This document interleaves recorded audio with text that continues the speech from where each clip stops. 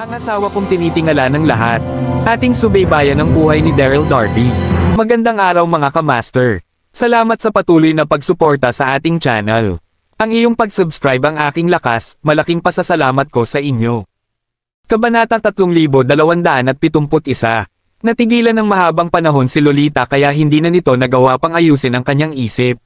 Sa loob ng isang iglap ay nagawa ng nilalay na si Daryl na makipagkaibigan kay Mr. Conan. Masyado itong kagulat-gulat. Hindi naman napigil ang mapatitig ni Lolita kay Daryl sa sobrang gulat. Dito na biglang kumalma ang naiinis niyang dibdib kay Daryl. Kasabay nito ang pagsama ng mukha ni Grady. Nagawang makipagkaibigan ni Daryl kay Mr. Conan. Paano niya nagawang makakuha ng ganitong klase ng pagrespeto kay Mr. Conan? Napagkamalan siyang ibang tao ni Mr. Conan kaya niya nagawa itong gawing kaibigan para mawala ang kahihiyan na kanyang nararamdaman. Sigurado ako na ito ang naging rason ni Mr. Conan para makipagkaibigan kay Daryl. Isip ni Grady habang nagpapakita muli ang isang ngiti sa kanyang mukha. Hoy, nakikitirang manugang, umalis ka na kung ako sa iyo. Nakainom ka na rin naman ng wine. Marami pa kaming dapat pag-usapan na wala sa interes mo. Sinabi ni Grady kay Daryl. Hayop talaga ito. Bahagyang tumawa si Daryl habang tinitingnan niya si Grady pero hindi pa rin niya pinansin sa huli ang mga sinabi nito. Agad na nagbago ang mukha ng nagalit na si Conan habang binibigyan nito ng isang matalim na tingin si Grady. Buwisit, wala na yata sa kanyang sarili ang anak ng pamilya McLaren.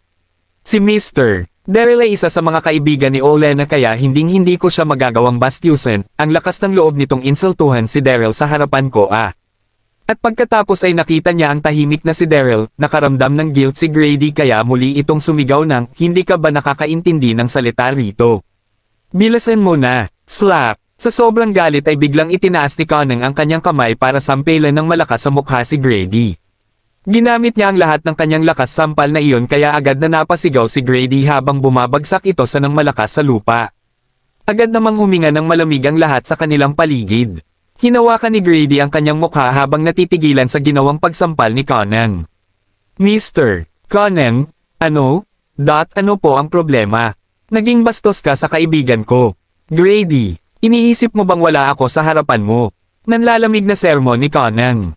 At pagkatapos ay bigla itong tumakbo papunta kay Grady para pagsisipain ito ng malakas. Natigilan ng husto rito si Grady. Walang tigil siyang nagpagulong-gulong habang sinisipan ni Conan.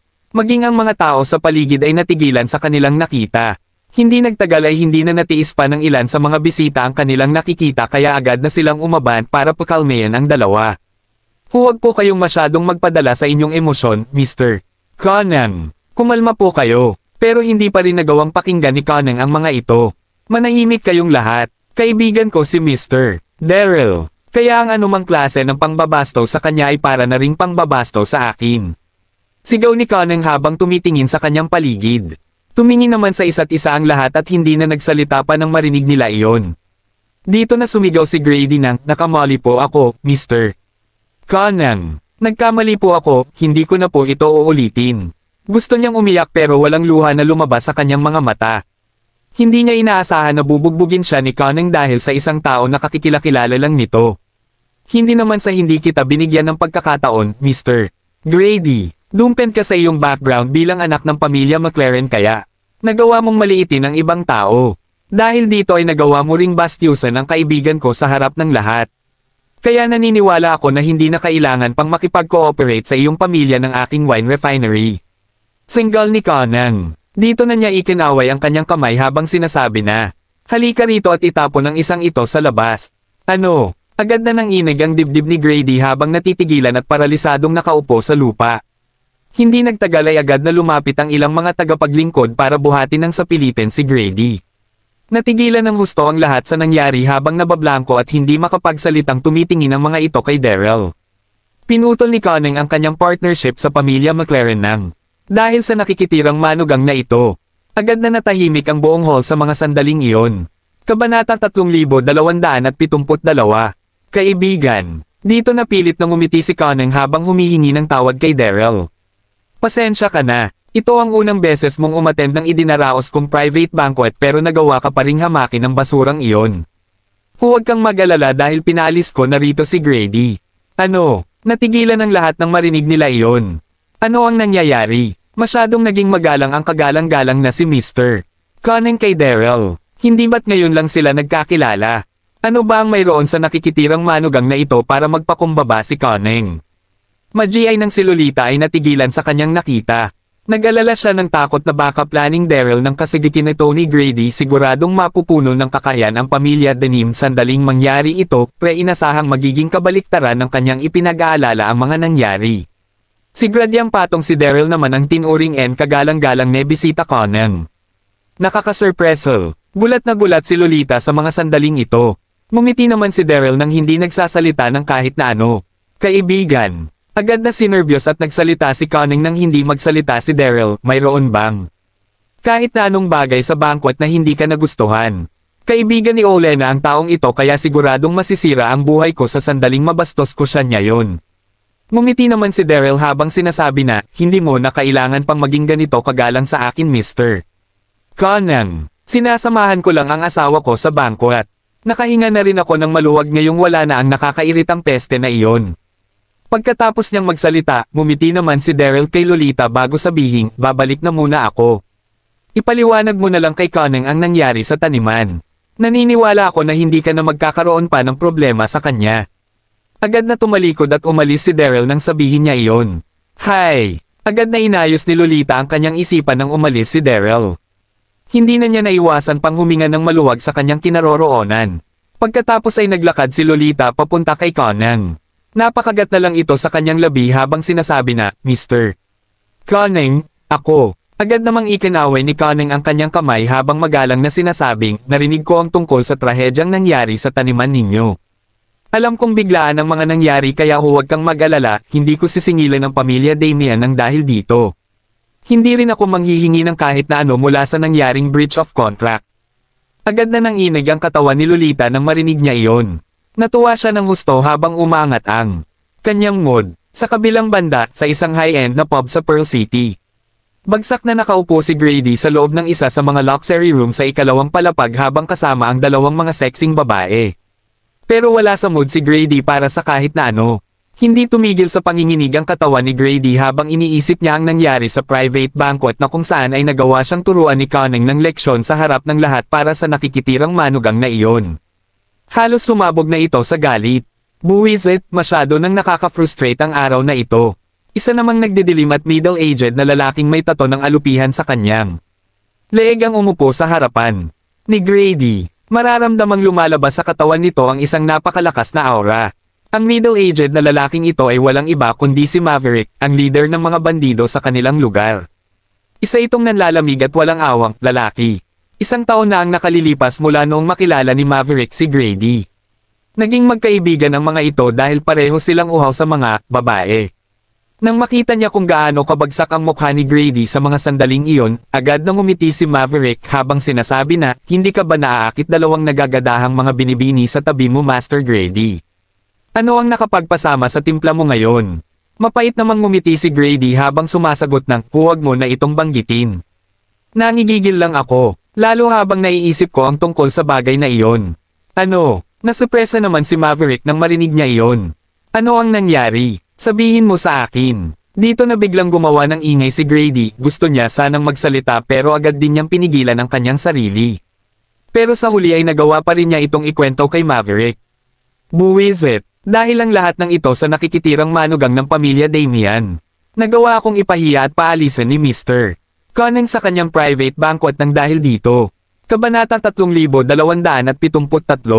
Agad namang ibinahagi ni Grady ang buong pangyayari kay Maverick. Ano? Nagalit ng husto si Maverick nang malaman niya kung ano ang nangyari. Dito na siya napasuntok sa lamesa habang sinasabi na nagawa ng isang nakikitirang manugang na bastyusan si Master Grady. Siguradong gusto na nitong mamatay. Pero paano nagawang makilala ng isang katulad niya ang isang kilalang tao na kagaya ni Mr. Conning. Sumangal naman si Grady habang nanggigil na sinasabing hindi niya ito kilala. Napagkamalan niya itong kaibigan niya kaya mukhang sinuwerte lang ito kanina. Buwisit, hindi ko na talaga mapigilan ang galit ko. Tumango naman si Maverick habang hinahawakan ang mga balikat ni Grady. Dito na niya sinabing, okay lang iyan. Isa lang siyang nakikitirang manugang kaya paano mo nagawang sumimangot ng dahil sa kanya.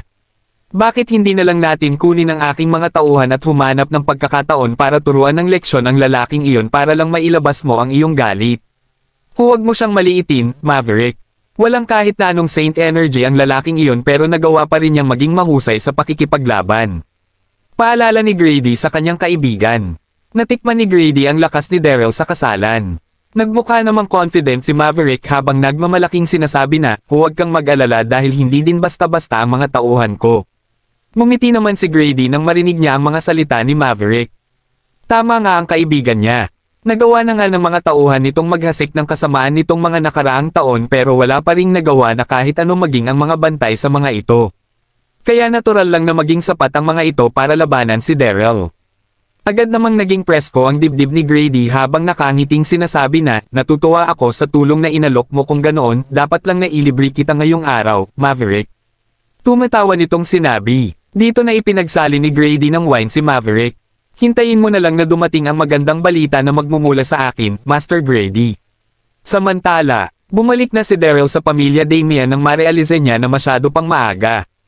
Kaya umupo na lang siya sa balkonahe para mag-relax sa ilalim ng araw. Pagkatapos ng isang sandali ay nakabalik na rin si Lolita mula sa bangko at, mayroon akong gustong itanong sa iyo. Hindi na naitago pa ni Lolita ang kanyang pagtataka habang nagtatanong na, ano ba talaga ang relasyon ninyo si Mr. Cunning. Masyadong naging unpredictable ang naging trato ni Mr. Cunning kay Daryl sa bangko at kanina. Isa lang siyang kaibigan na nakilala ko kanina. Hindi ba't nakita mo kung paano ito nangyari? Walang pakialam na sinabi ni Daryl. Hindi naman makapaniwala rito ang mukha ni Lolita. Magtatanong na sana itong muli nang maglakad si Damian na sinundan ni Laura. Lolita, ngumiti si Damian habang nakatingin kay Lolita. Narinig ko na nagpunta ka raw sa private banquet ni Mr. Cunning. Ano ang sinabi ni Mr. Cunning tungkol sa aksidenteng nangyari sa ating taniman? Ipinahiya ka ba niya? Napakagat naman si Lolita sa kanyang labi habang sumasagot ng ipinakita ni Mr. Cunning na naiintindihan niya ang nangyari kaya hindi niya ako ipinahiya sa harap ng ibang tao. Tumingin naman si Lolita kay Daryl. Nang sabihin niya iyon, alam niya na naging mapagbigay si Mr. Cunning nang dahil kay Daryl. Magaling, napakagaling. Nakahinga na ng maluwag si Damian nang marinig niya iyon. Ngumiti lang ito habang sinasabi na, maraming mga bagay sa ating mga negosyo ang dapat na nating alalahanin para sa maganda nitong takbo sa hinaharap. Oo nga pala, maaari mo na itong sabihin kay Daryl. Sa bagay, asawa mo na siya ngayon. Mukha namang naguguluhan dito si Lolita, hindi na niya naiwasan pang mapatingin kay Daryl. Napakamot naman si Daryl sa kanyang ulo habang sinasabi na, alam ko na mahusay pagdating dito si Lolita kaya hindi na niya kailangan ng tulong ko.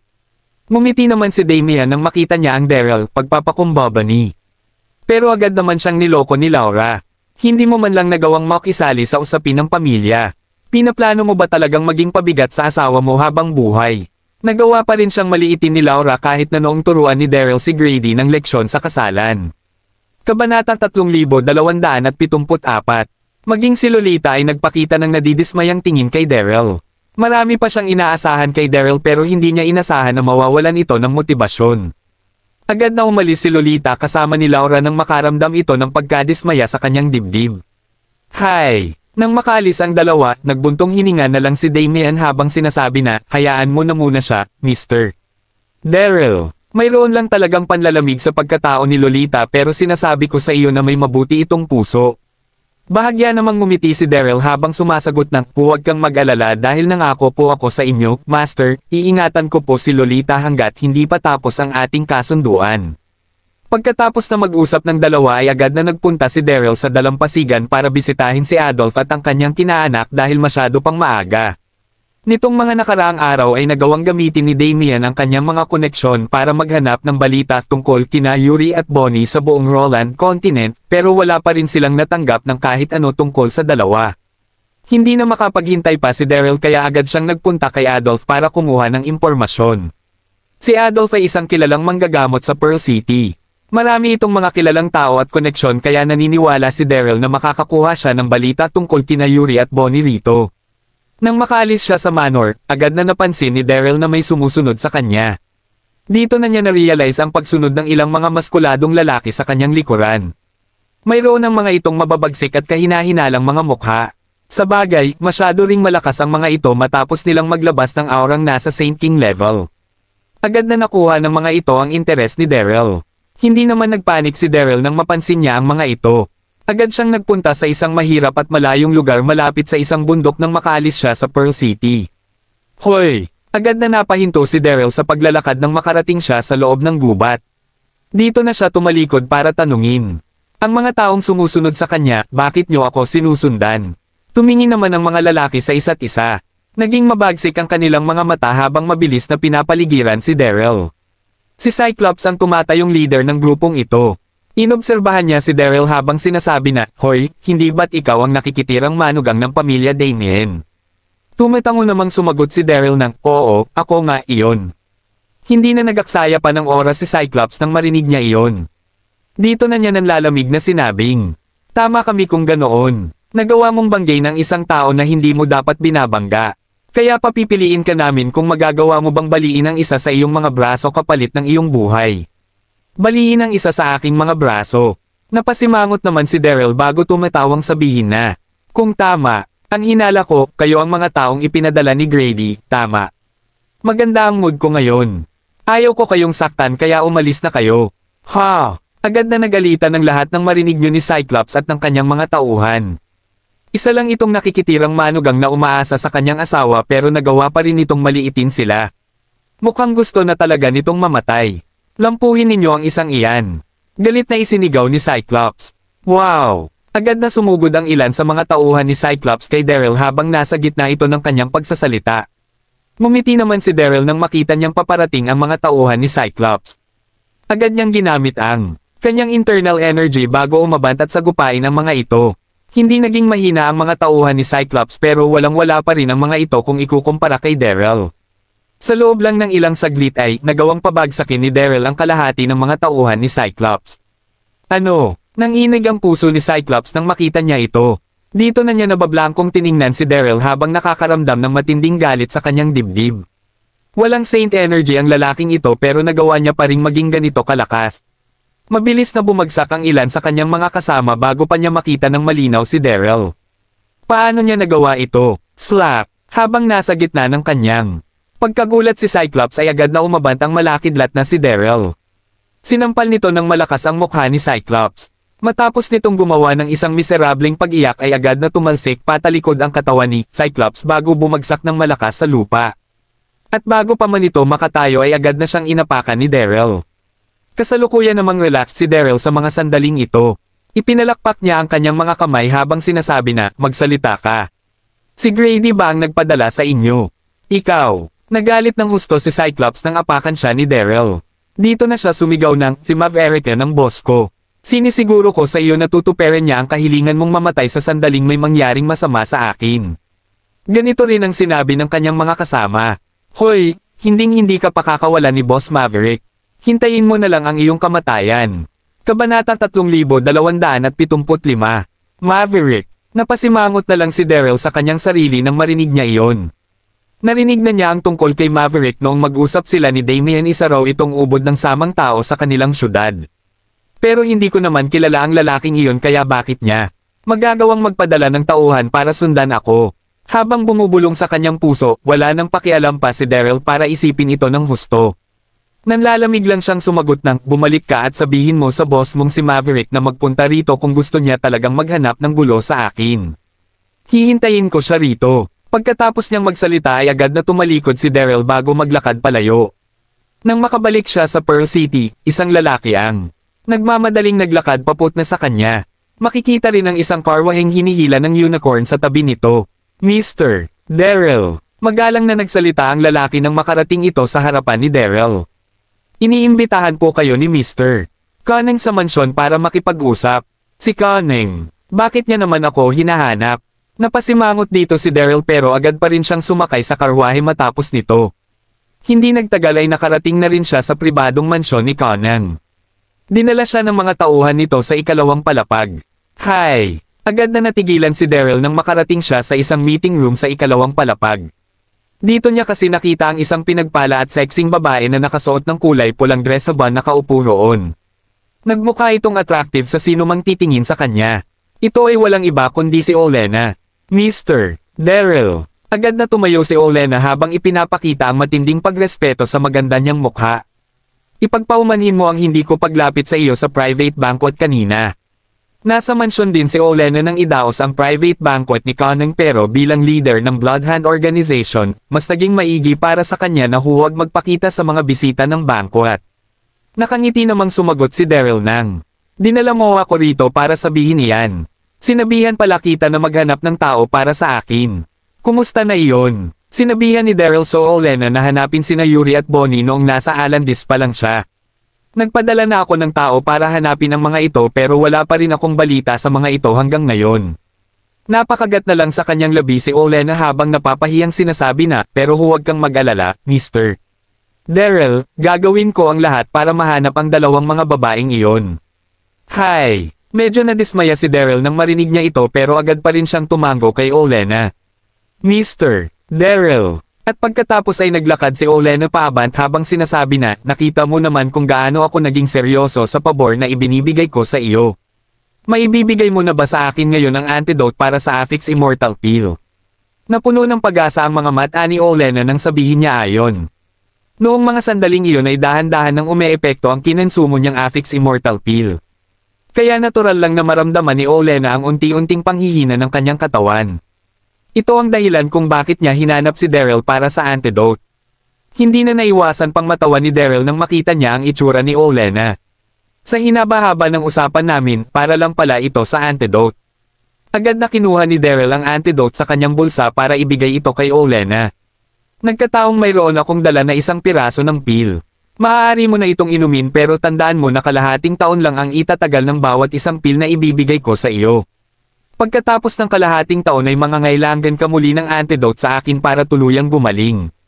Nagtunong seryoso sa kanyang pagsasalita habang makikita ang pagkatuso nito sa kanyang mukha. Nagawang magsinungaling ni Daryl kay Olenna. Gagaling na ito sa sandaling inumin niya ang antidote kaya wala nang katuturan ang tungkol sa epekto nitong tatagal lamang ng kalahating taon. Ginawa lang niya ito para takutin si Olenna.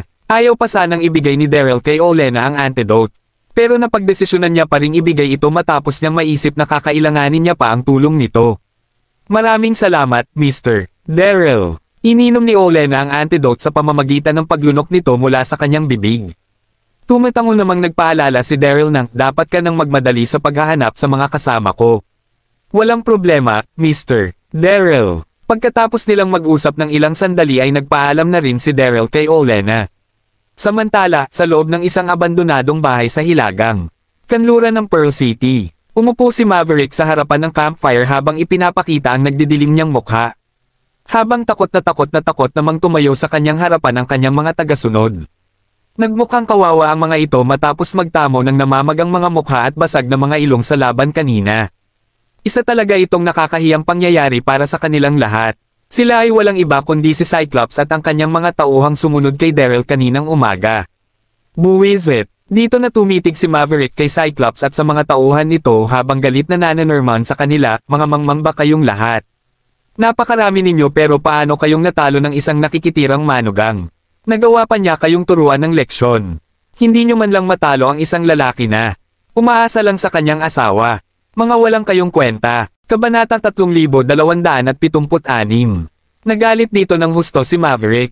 Inakala ko pa namang maipapakita ko na ang lakas ko kay Grady, pero hindi ko inasahan magiging ganito kawalang kwenta ang mga tauhan ko. Gusto sanang maiyak ni Cyclops pero walang luha ang tumulo sa kanyang mga mata nang harapin nila ang galit ni Maverick. At pagkatapos ay nag-iingat na sinabi ni Cyclops na, hindi mo kami masisi Boss Maverick. Masyadong matindi ang kasamaan ng isang iyon. Tumatango namang sumangayon dito ang kanyang mga kasama. Oo nga, walang kahit na anong Saint Energy ang batang iyon pero nagawa pa rin niyang lumaban ng mabilis. Ni hindi ko man lang nakita kung paano niya kami inatake. Dahan-dahang kumalma si Maverick. Nang marinig niya ang mga sinabi ng kanyang mga tagasunod. Dito na siya sumimangot habang sinasabi na, ganito ba talaga katindi ang isang iyon? Mabilis namang tumango rito si Cyclops at ang kanyang mga kasama. Dito na biglang hinampes ni Maverick ang kanyang kamao sa lamesa. Nagpakita ng madilim na itsura ang kanyang mukha at mga mata habang sinasabi na, wala akong pakialam kahit na gaano pa kasama ang lalaking iyon, ang sinumang sasalungat sa akin ay agad na mamamatay. Dito na inutusan ni Maverick si Cyclops na, kayong lahat, maghanda kayo dahil dudukutin natin ang anak na babae ng pamilya Damian para palabasan ang lalaking ito. Kahit na gaano pa kalakas si Daryl ay siguradong susuko at susuko pa rin ito sa sandaling makuha natin ang kanyang asawa. Opo, boss, mabilis na itinanggo ni Cyclops. Dito na biglang naisip ni Cyclops ang isang bagay. Napakamot na lang siya sa kanyang ulo habang sinasabi na, lalabas ba talaga ang lalaking iyon sa sandaling madukot natin ang anak na babae ng pamilya Damien? Isa lang siyang nakikitirang manugang. Dito na galit na sumagot si Maverick ng, wala ka talagang utak. Paano siya makapapamuhay ng tahimik kung wala na ang kanyang asawa? Dito na ito biglang na-realize ni Cyclops kaya agad itong sumagot ng, naiintindihan po namin, boss. Napakatalino niyo po talaga. Ito rin ang naging sentimiento ng iba nilang mga kasama. Napakagaling talaga ni boss. Napakaganda po ng naisip ninyo. Tila wala ng pasensya si Maverick. Nang sabihan nito ang kanyang mga tauhan ng, huwag niyo na akong lunurin sa mga pagbati ninyo, kumilos na kayo ngayon dan. Opo, boss. Sa kabilang banda ay nakabalik na si Daryl sa pamilya Damian nang makita niyang bukas pa ang mga ilaw sa kwarto ni Lolita mula sa malayo. Ang aga naman niyang magpahinga Bulong ni Daryl sa kanyang puso.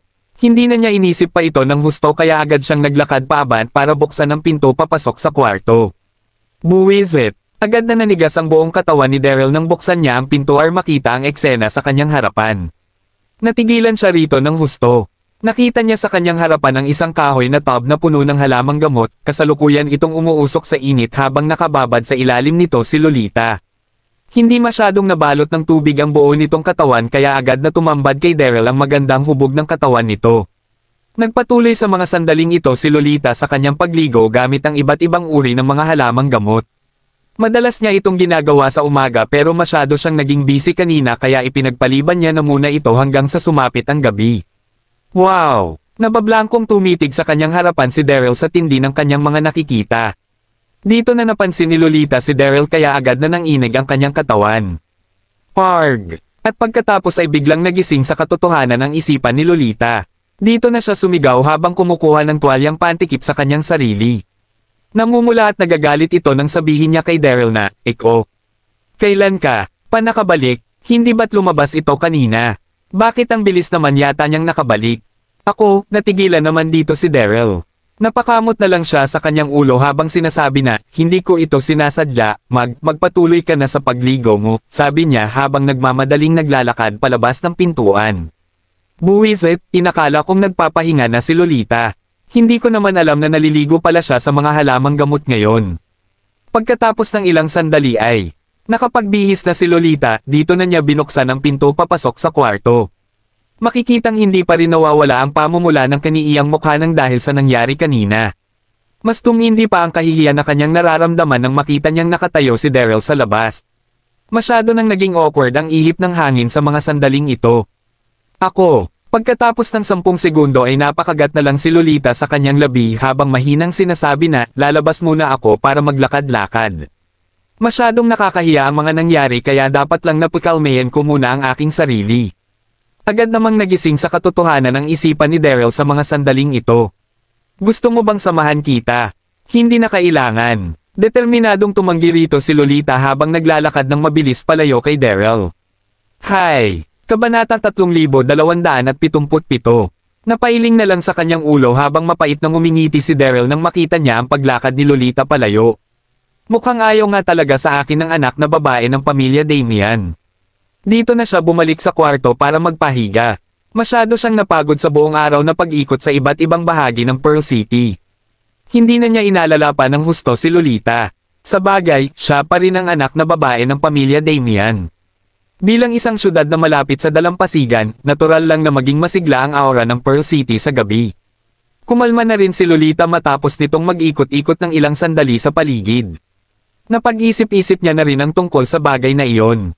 Kahit na mukhang walang kakayahan si Daryl ay nagawa pa rin nitong tulungan siya ng husto na umabot pa sa punto na kung saan ay nagawa pa nitong iligtas ang kanyang buhay. Masyado ba akong masama sa kawalan ko ng pakialam sa kanya? Isip ni Lolita habang naglalakad pa uwi. Pero agad siyang hinarang ng ilang mga lalaking may masasamang itsura. Sa kanilang mga mukha nang makarating si Lolita sa isang intersection. Ang mga ito ay walang iba kundi mga tauhan ni Maverick na sina Cyclops at iba pa. Bastos na tiningnan ni Cyclops si Lolita habang sinasabi na, MS. Lolita, walang duda na ang pinakamagandang dalaga ay nagmula sa isang mayamang pamilya sa Pearl City. Tingnan mo ang mukha at katawan niya. Masyado itong sexy. Napaatras naman si Lolita habang sumisigaw ng, sino ka? Bakit ninyo ako hiniharang? Tumawa at ngumiti naman si Cyclops habang sinasabi na, huwag kang matakot dahil gusot ka lang makita ng boss namin. Dito na nila nilabas ang isang sako na kanilang ipinantaklob. Kay Lolita, buwisit, dinukot nila ako. Napatras dito si Lolita pero agad na siyang nadukat ni Cyclops at ng mga tauhan nito bago pa man siya makapag-react. Pagkatapos ng 10 minuto ay dinala ng mga ito si Lolita sa labas ng city kung saan nagtatago si Maverick. Ikaw, ninerbyo si Lolita nang husto ng alisin ng mga tauhan ni Cyclops ang sakong nakataklob sa kanyang mukha, dito na niya tuluyang nakita ang sitwasyon sa kanyang paligid. Agad niyang sinabi na, sino ka? Bakit mo ako dinukot? Ako ang pinakamatandang anak na babae ng pamilya Damian kaya pakawalan niyo na ako. Dito na nagsimulang magpumigla si Lolita. Pero kasalukuyan pa ring nakatali ang kanyang mga kamay at pa kaya hindi na siya makakuha pa ng lakas. Cursed. Dahan-dahang lumapit si Maverick kay Lolita. Habang nakangiting sinasabi na, narinig ko na isa raw kilala sa kanyang ganda na babae ang pinakamatandang dalaga ng pamilya Damian. Sa wakas ay makikita ko na rin ito ngayon. Tumingin ang mga mata ni Maverick sa buong katawan ni Lolita. Ang ganda, napakaganda. Pagkatapos tingnan si Lolita ng higit sa 10 segundo, muli nang nagising sa katotohanan ng isipan ni Maverick bago ito nakangiting magsalita kay Lolita. MS, Lolita, ako nga pala si Maverick. Naniniwala ako na narinig mo na ang pangalan ko noon. Ano? Nanginig ang katawan ni Lolita. Habang nagpapanik sa kanyang kinaroroonan.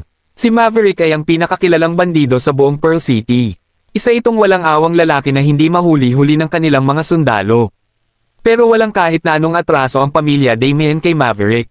Dito na nagtatakang nagtanong si Lolita ng bakit ninyo ako dinukot.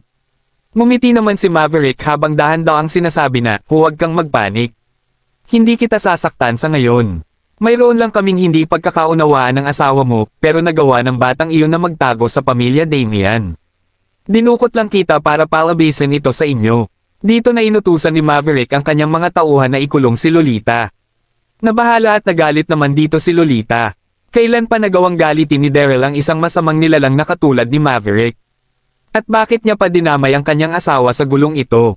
Sa kabilang banda, hindi na naging maganda ang pakiramdam ni Daryl dahil isang oras nang hindi nakakabalik sa kanila si Lolita. Mr. Daryl. Nang biglang sabihin ng tagapaglingkod na nakatayo sa pintuan na, mayroon pong nagpapabigay sa inyo ng sulat na ito, para raw po ito sa inyo. Dito na ibinigay ng tagapaglingkod ang isang sulat kay Daryl. Binuksan ni Daryl ang sulat, agad na nagbago ang kanyang itsura nang. Matapos siya sa pagbabasa nito. Buwisit, mayroong dumukot kay Lolita. Naging malinaw ang nilalaman ng sulat na ito. Kinakailangang magpunt ni Daryl sa isang abandonadong bundok sa labas ng Pearl City sa loob ng isang oras nang mag-isa kung ayaw niyang mamatay si Lolita. Kabanata 3278. Pinigilan ni Daryl ang kanyang galit at mabilis na umalis sa pamilya Damian para hanapin si Olenna. Hindi kailanman natakot si Daryl sa sinumang makakalaban nito kahit nagaano pa man ito katindi. Pero napagdesisyonan niya pa ring mag-ingat para na rin sa kaligtasan ni Olenna. Agad niyang nakita sina Gwyneth at Olenna nang makarating si Daryl sa private manor ni Gwyneth. Agad nang dumirekte si Daryl para sabihin sa mga ito ang tungkol sa sitwasyon nang hindi masyadong pinalalayo ang usapan. Ano? Nagalit ng husto ang parehong sina Gwyneth at Olenna nang marinig nila ang nangyari kay Lolita. Dito na biglang napatayo si Olenna. Habang makikita ang matinding galit sa maganda nitong mukha. Nagawa kang sundan at labanan ng mga tauhan ni Maverick kaninang umaga at pagkatapos ay dinukot naman nila si MS. Olivia kinagabihan. Sigurado nga akong may kinalaman dito si Maverick kung titingnan ang mga nangyari. Isa lang silang grupo ng mga bandidong may lakas loob na gawin ang lahat ng kanilang gusto. Hayaan mong magpadala ako ng mga tauhan para wasakin ang mga ito. Ipapatawag na sana ni Olenna ang kanyang mga tauhan. Nang biglang ikawin ni Daryl ang kanyang kamay habang sinasabi na, apat na huwag kang magpadala sa emosyon mo. Nasa kamay nila ngayon si Lolita kaya hindi tayo maaaring gumamit ng dahas. Habang nagsasalita, biglang naisip ni Daryl ang isang bagay kaya agad nitong sinabi na, halika na. Makikipagkita tayo kay Maverick para i-extract ito.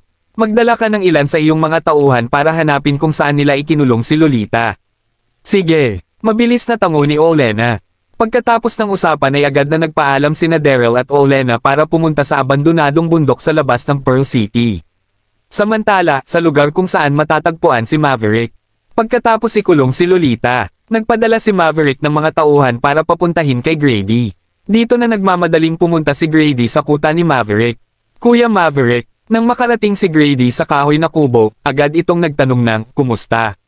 Naturuan mo na ba si Daryl?" Agad na nagpakita si Maverick ng isang awkward na ngiti habang nahihiyang sinasabing, "Tinuruan ko syempre siya ng leksyon. Bukod dito ay nagawa ko ring ipadukot si MS. Lolita, hindi maaaring sabihin ni Maverick ang tungkol sa pambubugbog ni Daryl sa kanyang mga tauhan. Masyado itong nakakahiya. Ano, dito na natigilan si Grady. Dinukot mo so Lolita, bakit mo naman ginawa iyon?" Dito na sinabi ni Maverick na, "Sinabihan ko ang aking mga tauhan na turuan si Daryl ng leksyon pero masyadong tuso ang batang iyon." Agad itong tumakas nang maramdaman niya na hindi niya matalo si Cyclops at ang mga tauhan nito. "Galit na galit pa rin ako hanggang ngayon kaya agad kong ipinadukot si MS. Lolita para basin siya sa kanyang lungga." Kaya pala. Tumango naman si Grady sa naging paliwanag ni Maverick.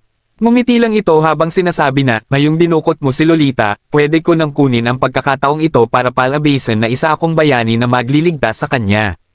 Maaari mo namang pagbantaan si Daryl na papatayin mo si Lolita kapag dumating ito.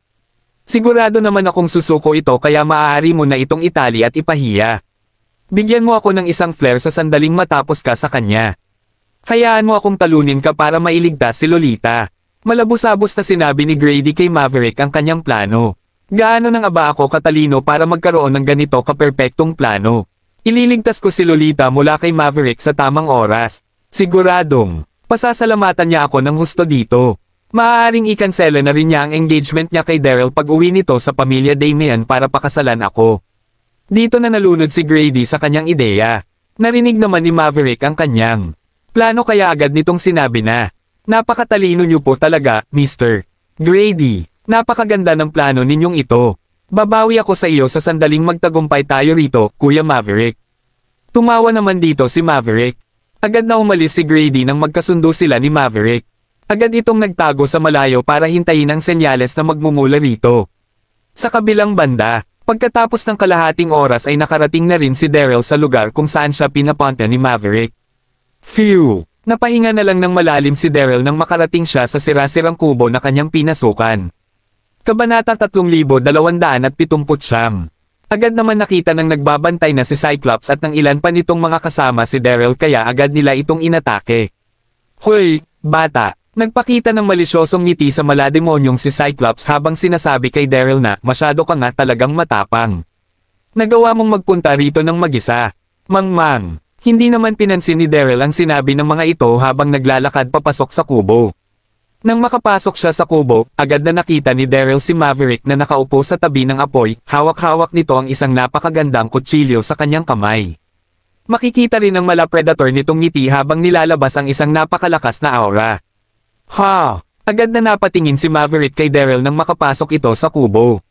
Naramdaman ni Maverick na walang kahit na anong Saint Energy ang tao sa kanyang harapan, pero masyado pa ring nakakagulat nang matalo nito si Cyclops at ang mga tauhan nito. Nakuha ng batang ito ang atensyon niya. Pagkatapos obserbahan si Daryl ng ilang mga segundo, sinabi ni Maverick na, "Ikaw pala ang nakikitirang manugang ng pamilya Damian. Narinig kong magaling ka raw sa pakikipaglaban." Wala nang panahon pa si Daryl para makipag-usap ng nanlalamig nitong sabihin na, "Ako nga iyon." Nasaan na si Lolita? Tumawa naman si Maverick habang walang oa na kumikislap ang nanlalamig niyang mga mata. Agad nitong biniro si Daryl. "Mapagmahal ka nga talagang lalaki ano. Masyado kang nag-alala kay MS. Lolita kaya nagpunta ka rito ng mag-isa sa takot na baka may mangyaring hindi maganda sa kanya, mukhang ginawa mo rin ito para mapatunayan sa lahat na hindi ka lang isang nakikitirang manugang sa pamilya Damian tama." Agad namang niloko ni Cyclops at ng kanyang mga kasama si Daryl. Mukha ngang mapagmahal na lalaki ang batang ito sa unang tingin. "Huwag ka nang makipaglokohan sa kanya, boss. Buwisit. Nagawa akong pagsusuntukan ng batang iyan kaninang umaga. Oras na para gumanti." Hindi naman nagpanik dito si Daryl kahit na noong marinig niya ang panloloko ng mga ito sa kanya. Bahagya lang siyang tumawa bago umupo at dumkwatro sa isang upuan na nasa harapan ni Maverick. Hines siya nakaramdam ng kahit na anong pagpapanik habang nagre-relax at walang pakialam sa mga nangyayari. Hayop ang batang ito ah.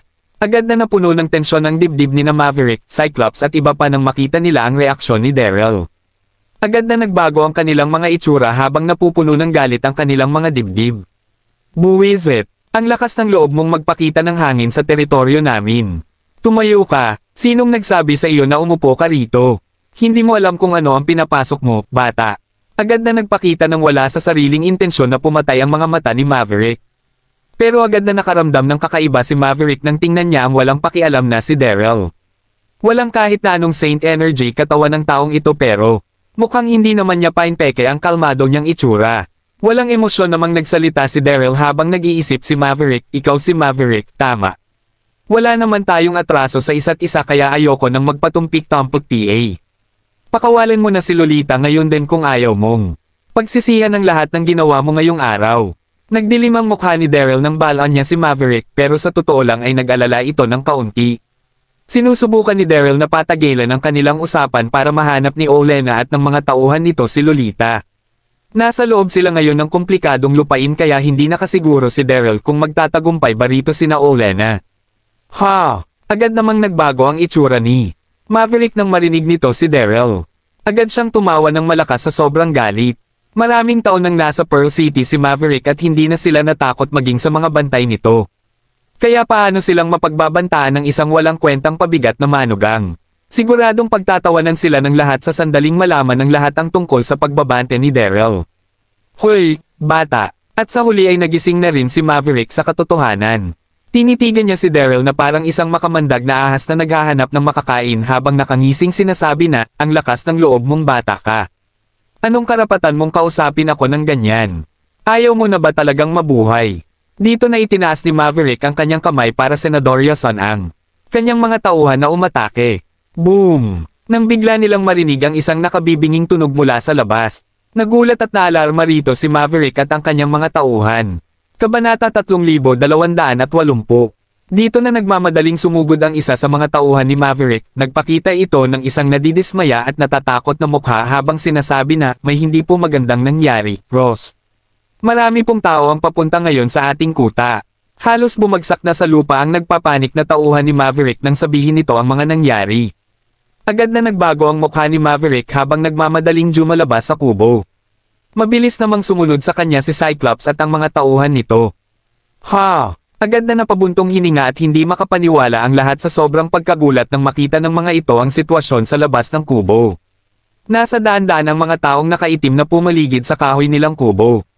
Nakasuot ng kulay itim na uniforme ang mga maskuladong lalaki habang hawak-hawak ang tigi-isang itak sa kanilang mga kamay. Pinamunuan ng mga ito ng isang maganda at sexy na babae, nakasuot ito ng isang kulay pula at itim na mahabang dress na parang isang namumukadkad na rosa sa gabi. Agad na naglabas ang katawan nito ng isang hindi kaaya-ayang aura. Sila ay walang iba kundi si Olenna at ang kanyang mga tauhan.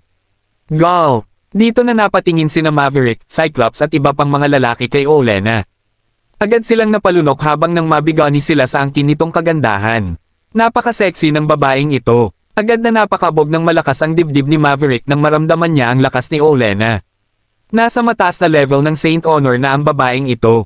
Napakalakas niya. Sinubukang ngumiti ni Maverick ng pilit habang ipinapakita ang gulat niyang mukha. Dito na siya magalang na umaban para pakalmayan si Olenna. Hi! Ganda! Ako nang apala si Maverick. Maaari ko bang itanong? Nasa gitna pa si Maverick ng kanyang pagsasalita nang bigla siyang pigilan ng isa sa mga tauhan ni Olenna. Ang lakas ng loob mong tanungin ang pangalan ng aming leader. Arrogant ang tauhan niyang ito kaya nanlalamig nitong sinabi kay Maverick na, hindi mo ba nakikita ang logo sa aming mga damit?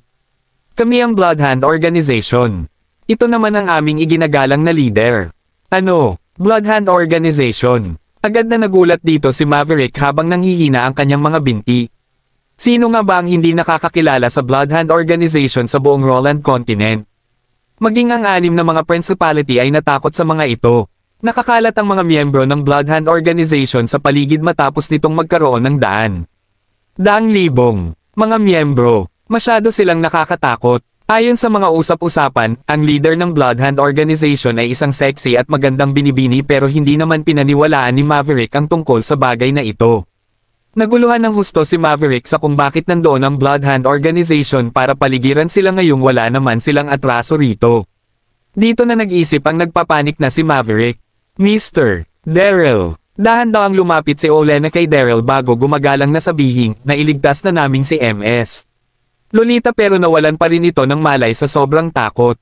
Habang kausap ni Daryl si Maverick ay pasimpleng pinamunuan ni Olenna ang kanyang mga tauhan para halughugin ang abandonadong bundok. Dito na nakita ang nakakulong na si Lolita. At pagkatapos ay agad nila itong niligtas bago nila paligiran ng kahoy na kabong kinaroroonan ni Maverick. Ma'am! Sumasa ngayong tango ni Daryl. Magaling! Nakahinga na rin ng maluwag si Daryl sa mga sandaling ito. Nag-alala siya kanina na aka masyadong naging delikado ang kanyang plano ngayong malalim pa ang gabi pero agad pa rin siyang nasupresa sa husay na ipinakita ni Olenna. Ano? Agad na nagulat sa pangyayaring ito sina Maverick, Cyclops at ang iba pa nitong mga kasama. Hindi makapagsalitang tumingin ang mga ito kay Daryl. Kakilala ng nakikitirang pabigat na ito ang leader ng Bloodhound Organization. Naramdaman ni Cyclops at ng iba pang mga tauhan ni Maverick ang panlalambot ng kanilang mga tuhod. Hindi na makatayo ang mga ito ng maayos. Nakita nila kung paano igalang ng makasaysayang leader ng Bloodhound Organization si Daryl. Paano ito naging posible? Hindi ba't isang pabigat lang ang nakikitirang manugang ng pamilya Damian na si Daryl? Kaya paano niya nagawang magkaroon ng ganito katinding koneksyon? Thud! At sa huli ay hindi na napigilan pa ni Maverick ang kanyang sarili. Agad na itong lumuhad sa harapan ni Daryl habang nagpapini na sinasabing, isa lang itong hindi pagkakaintindihan, Mr. Daryl. Makinig ka sa akin, maipapaliwanag ko ang lahat ng ito. Kabanata 3281. Maraming taon nang sangkop si Maverick sa mga nangyayari sa mundo at mabilis niya itong nakuha at nagalit ang isang maimpluwensyang tao. Kahit ang pinuno ng Bloodhound Organization ay magalang kay Daryl. Hindi ba't naghuhukay ako ng sarili kong libingan kung lalabanan ko siya? Phew! Mahabang nagbuntong hininga si Daryl habang kakaiba ang ngiti niya nang tingnan niya si Maverick. So, sabihin mo sa akin. Hindi natin kilala ang isa't isa. Bakit ka sumasalungat sa akin? Pinunasan ni Maverick ang malamig na pawis sa kanyang noo at mabilis na sumagot. Tama ka, Mr. Daryl, hindi namin kilala ang isa't isa at wala kaming sama ng loob. Pagtapos ay huminto si Maverick at maingat na nagpatuloy. Ang high asterisk P na. Kay Grady ang dahilan ng nangyari ngayong araw. Hateful so, si Grady palal. Nanatiling diretso ang mukha ni Daryl pero nanunuot na ang kanyang galit. Isang tanga. Alam niyang hindi ko siya kapantay, kaya walang hiya niyang pinakidnap si Lolita. Napamura sa sarili si Daryl at nagpatuloy sa pagtatanong. Anong nangyari pagtapos mong kidnapin si Lolita? Anong plinano ninyo ni Grady? Error. Napakamot ng ulo si Maverick sa kaba. Sabi ni Grady, susuko ka kapag ginamit ko si Miss Lolita para takutin ka. Nang sandaling iyon, kinidnap kita at nagpaputok ako para magparating ng mensahe sa kanya. Pupunta siya para gumawa ng eksenang pagsadyap kay Lolita. High asterisk P. Galit at namangha si Daryl sa plano. Gustong maging bayani ni Grady para iligtas si Lolita. Nagsalita si Daryl. Kung ganoon ay gamitin na ang mga paputok bilang senyales at dalhin dito si Grady. Pagtapos ay inutusan ni Daryl si Olenna. Maaari niyong isama si Lolita at hintayin ako sa paanan ng bundok. Magtago kayong maigi at huwag ninyo hahayaang malaman ni Grady. Sige. Tumango at sinenyasan ni Olenna ang kanyang tauhan na kumilos. Pagtapos ay mabilis siyang umalis kasama ang walang malay na si Lolita. Error. Medyo natarante si Maverick, maingat niyang kinausap si Daryl. Mr. Daryl, isa kang. Ngumiti at nagtanong si Maverick bago niya pa matapos ang kanyang sasabihin. Hindi ba't gustong umarte ni Grady? Magsasaya kaming dalawa. Ipinaliwanag ni Daryl kay Maverick ang kanyang plano. Paulit-ulit na tumango si Maverick sa plano ni Daryl, hindi niya tinangkang kalabanan ang opinyon ni Daryl. Makalipas ang ilang segundo, inutusan ni Maverick ang kanyang mga tauhan na magpaputokol isa iyong senyales na sumang-ayon siya kay Grady. Lolita, narinig ang malakas na pagsigaw mula sa gubat sa hindi kalayuan matapos marinig ang mga paputok. Di nagtagal ay dali-daling pumunta si Grady habang may dala siyang malaking espada. Mukhang tao ng hustisya si Grady at patuloy siya sa pagsigaw. Huwag kang inatakot, Lolita. Nandito ako, para iligtas ka. Mahusay ang pag-arte ni Grady, pero hindi niya alam na nailigtas na si Lolita, wala ito sa bundok. Walang pag-alangang sumigaw si Maverick nang magpakita si Grady. Sumigaw siya, sino ka para pumunta sa aking lugar para iligtas ang kung sino man? Hulihin siya. Ikinuwi ni Maverick ang kanyang kamay. Peter Patter, nang biglang pinalibutan ni Cyclops ng ibang mga lalaki si Grady. Nanatiling kalmado si Grady. Mangulong siya kay Cyclops at sa iba pa. Nagtrabaho kayong maigi, mga kapatid. Mag-iinom tayo sa labas pagtapos niyan. Nagkaroon ng kasunduan sina Grady at Maverick na gagawa siya ng palabas para talunin si Maverick at ang mga tauhan nito at iligtas si Lolita. Sumang-ayon sa plano ang parehong partido. At pareho silang nagtulungan. Subalit naguluhan si Grady nang walang sumagot sa kanya. Masungit ang tingin sa kanilang mga mukha. Sa isang kisap mata, nagayaw ang magkabilang panig. Nagtulungan sina Cyclops at ang iba pa dahil nagkaintindihan sila at malupit na elang. Inatake si Grady. Bukod pa roon, sumali rin si Maverick sa paglalaban. Sandaling nalito si Grady. Anong nangyari? Hindi ba't pinagkasunduan nating magkukunwari sina Maverick at ang kanyang mga tauhan na hindi ko kapantay? Bakit nilalabanan nila ako ng totoo? Kabanata 3282. Boom! Nakahanap ng oportunidad si Maverick para suntukin sa mukha si Grady. Napasigaw sa sakit si Grady at napalipad siya ng ilang metro paatras bago malakas na lumapag sa sahig. Pagtapos ay mabilis na lumapit si Cyclops at ang iba pa para itali si Grady. Gulat na gulat si Grady, gulat niyang tiningnan si Maverick. Anong meron, kapatid na Maverick? Nag-usap kami tungkol sa'yo para sa pagliligtas ko kay Lolita, pero bakit mo ako tinatali? Tumahimik ka, sumigaw at nagmura si Maverick. Tumigil ka sa pag-arte na parang malapit tayo sa isa't isa. Sino ang kapatid mo? Nanginig ang utak ni Grady nang marinig niya ang pagtaliwas, gulat na gulat siya. Anong meron sa lalaking iyan? Pinag-usapan na namin ito kanina. Bakit? Ganyan na ang ugali niya ngayon.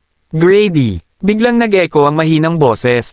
Pagtapos ay dahan-daang naglakad si Daryl palabas ng kahoy ng bahay habang may tinatimad na tingin sa kanyang mukha. Ano? Nagulat si Grady nang makita niya si Daryl. Bakit nandito ka rin? Binigyan ni Daryl ng may interes ng ngiti si Grady. Nabigo ka ba dahil maayos ang kalagayan ko? Narinig kong sinabi ni Maverick na umaarte ka at gusto mong maging isang bayani para iligtas si Lolita. Kamusta iyon? Maayos na ba ang pakiramdam mo ngayon? Napahiya si Grady, huminhil siya kay Daryl. Huwag kang masyadong maging proud. Inintala siya ni Maverick kalagitnaan ng kanyang pagsasalita. Sino ka para sigawan si Mr. Daryl? Gusto mo bang mamatay? Sumanghal si Maverick at bahagya niyang tinapik si Grady. Hindi nagtangkang tamarin ni Maverick nang malaman niya ang relasyon sa pagitan ni Daryl at ng pinuno ng Bloodhound Organization.